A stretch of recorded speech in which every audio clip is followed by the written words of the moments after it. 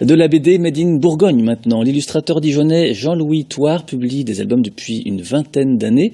Le dernier en date, le dossier Thanatos. Son portrait signé Tiffaine Pfeiffer, Damien Rabézen et Alexis Desmazières.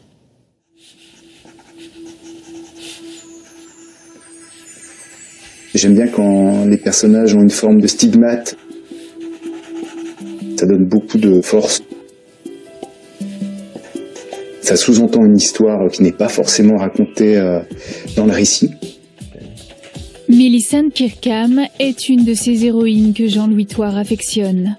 Noire comme l'encre de l'illustrateur dijonnais. Sombre comme le polar victorien qu'il signe avec Roger Seiter.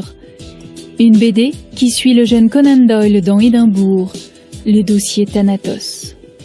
Ce que je trouvais intéressant aussi, c'était le fait de pouvoir entrecroiser l'univers du polar, des préoccupations qui sont très fortes à cette époque-là, mais qui sont toujours très fortes à notre époque, sur la condition des femmes, et puis à travers l'activité de spiritisme, de pouvoir avoir cette lisière vers le fantastique.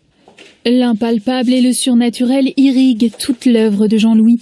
Peut-être l'influence de la mystérieuse forêt de Chaux dans le Jura, près de laquelle il a grandi. Ce qui est merveilleux dans le dessin, c'est juste de la magie, c'est juste cette capacité qu'on peut avoir à aller prendre l'invisible que l'on pressent dans le monde réel et de pouvoir lui donner une réalité sur le papier. Grand lecteur d'Edgar Allan Poe, qu'il a adapté en bande dessinée, de Stevenson et de Lovecraft, c'est aussi un fan de comics. Pour le dossier Thanatos, ses dessins ont pris des couleurs sans perdre leur noirceur.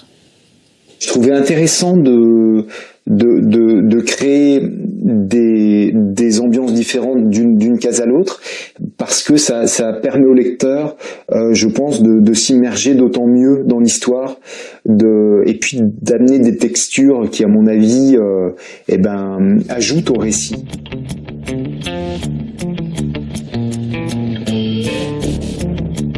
Il n'est pas rare d'apercevoir Jean-Louis Thouars au musée des Beaux-Arts. Carnet en main, il croque les visiteurs et les œuvres dijonnaises.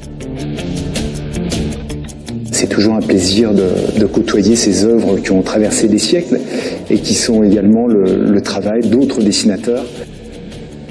Les ducs de Bourgogne le passionnent. Hardi, bon, sans peur, ils ont tous trouvé sous sa plume un physique bien différent de celui des tableaux exposés ici. Et je me suis dit, voilà, je vais essayer de les dépoussiérer, d'en redonner une image complètement nouvelle, tirée de moi, de ce que j'aime, la culture pop, le manga, les tatouages, les armures, et l'héraldique également.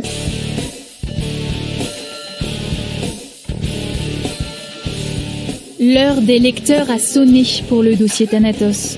Dans cette librairie spécialisée où Jean-Louis est comme chez lui, Tonio, le gérant, expose le fruit de 2 ans de travail.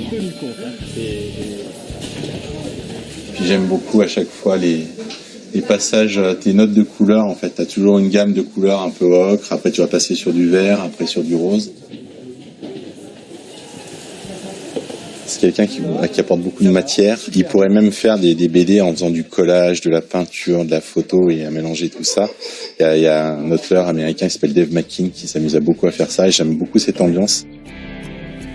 Avec cette 5e bande dessinée, Jean-Louis Thouars signe une fable gothique, engagée et mystérieuse à son image.